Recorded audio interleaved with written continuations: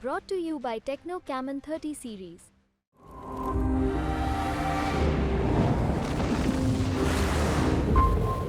IAS अफसर होने के नाते 2011 में वीके पांडियन ने सीएम के निजी सचिव के तौर पर नवीन पटनायक को ज्वाइन किया था। 12 साल सरकारी ड्यूटी निभाने के बाद 2023 में बड़ा चेंज हुआ। पांडियन ने आईएएस जैसी टॉप नौकरी छोड़कर नवीन पटनायक की पार्टी बीजू जनता दल ज्वाइन कर ली। लोकसभा या विधानसभा चुनाव तो पांडियन नहीं लड़े, लेकिन पूर्व आईएएस को नवीन पटनायक ने कैबिनेट देकर 5T प्रोजेक्ट का चेयरमैन बना दिया। अफसरी के बंधन से फ्री होकर वीके पांडियन नवीन पटनायक के सेवक जैसे हो गए हैं। कभी माइक पकड़े या कभी कांपते हाथों को संभालते, कभी रील बनाते दिखते हैं। आरोप लगता है कि आईएएस रहते भी वीके पांडियन सरकार भी चलाते थे और बीजेडी भी। अब पार्टी कार्यकर्ता की हैसियत से वे सब कर रहे हैं। फर्क ये है कि अब किसी लुका छुपी की जरूरत नहीं। जब वीके पांडियन आईएएस की नौकरी छोड़ रहे थे, तब नवीन पटनायक नरेंद्र मोदी के दोस्त होते थे।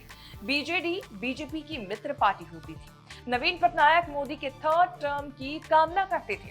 मोदी को नवीन पटनायक की सरकार में कोई खोट नहीं दिखती थी। इस प्रक्रिया में आमतौर पर महीनों का समय लगता है। दोस्ती यारी ही थी कि पांडियन की वीआरएस फाइल क्लियर करने में फटाफट जल्दी की गई। 20 अक्टूबर 2023 को पांडियन ने वीआरएस ले लिया और इसके लिए अप्लाई कर दिया।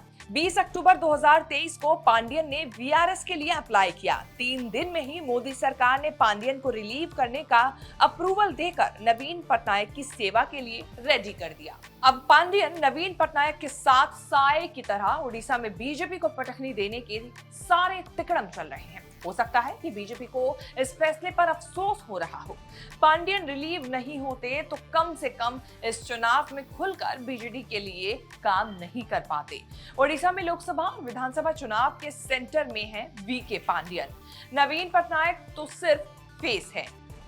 बीजेडी को जिताने और बीजेपी को हराने का चुनाव पांडियन ही लड़ रहे हैं। मोदी शाह से लेकर राहुल गांधी तक के निशाने पर पांडियन है। चुनाव खत्म होते होते नवीन पटनायक का एक वीडियो वायरल हो गया, जिसमें 77 साल के नवीन पटनायक रैली में भाषण दे रहे हैं। माइक पकड़े पांडियन खड़े हैं। भाषण देते देते नवीन पटनायक के हाथ कांप रहे हैं। पांडियन पूरी कोशिश कर रहे हैं कि नवीन बाबू के कांपते हाथ कैमरे की नजरों में न आए।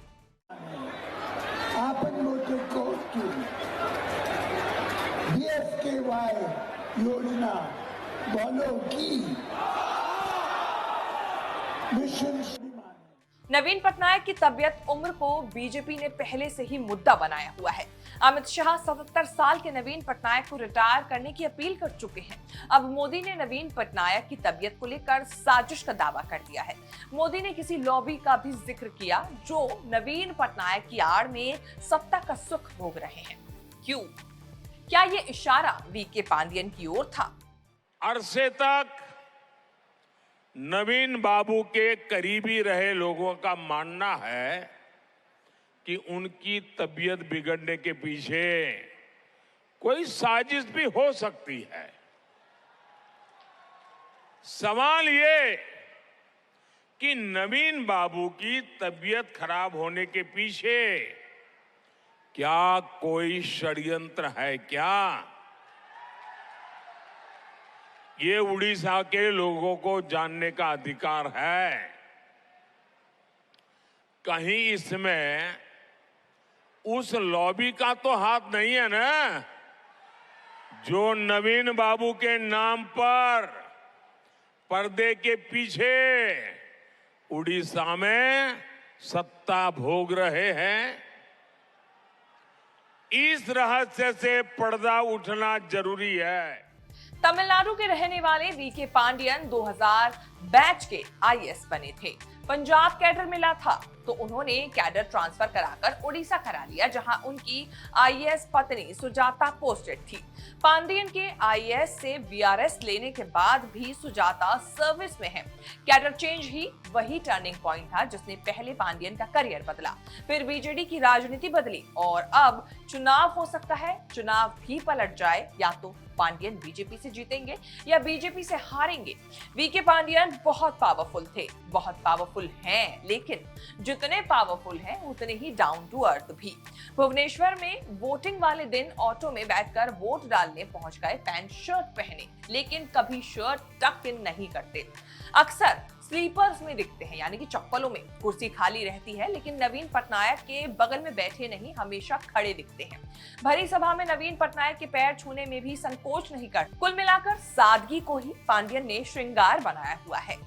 पांडियन ने आईएएस अफसर होते हुए सरकारी कामकाज करते हुए माना जाता है कि राजनीति में आने की तैयारी काफी पहले से शुरू थी। बहुत सारे गुण और नवीन पटनायक के विश्वास के कारण ही उनको उत्तराधिकारी देखा जा रहा है। चर्चा तेज है कि देर सवेर नवीन पटनायक बीजेडी और सरकार की कमान पांडियन के हवाले कर देंगे।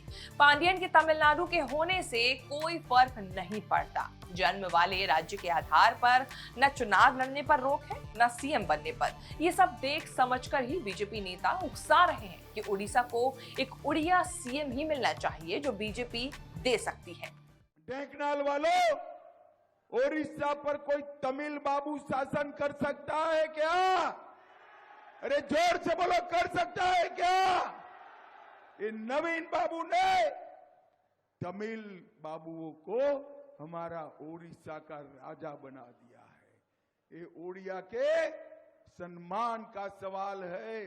एक बार ये बीजेडी की सरकार उखाड़ कर फेंक दो, यहां पर इसी भूमि का धरती पुत्र, ओडिया भाषा बोलने वाला युवा मुख्यमंत्री देने का काम भारतीय जनता पार्टी। बीजेडी और बीजेपी का रिश्ता 2 दशक पुराना है। नवीन पटनायक और बीजेडी ने शुरुआत में ही बीजेपी की उंगली पकड़ ली थी। 10 साल साथ रहे। 15 साल पहले अलायंस टूट गया, लेकिन मित्रता बनी रही। उड़ीसा चुनाव में भी बीजेपी बीजेडी का अलायंस होते होते रह गया। अब दोनों एक दूसरे पर जमकर कीचड़ उछालते हैं। राहुल गांधी कहते हैं कि ये दिखावा है। बीजेपी बीजेडी की शादी हो रखी है। राहुल गांधी उड़ीसा में मोदी, शाह, नवीन पटनायक, पांडियन के अलायंस को पान नाम से पुकारते हैं, जिसमें पी मतलब पांडियन होता है। दिल्ली के अंकल जी ने और नवीन बाबू ने पार्टनरशिप करी, वही 22 लोगों को पूरा फायदा दिया। अदानी को स्टेट पकड़ा दिया और अंकल जी ने और नवीन बाबू ने मिलकर उड़ीसा की जनता को पान दिया। पान का मतलब स्टेट को पांडियन चलाता है।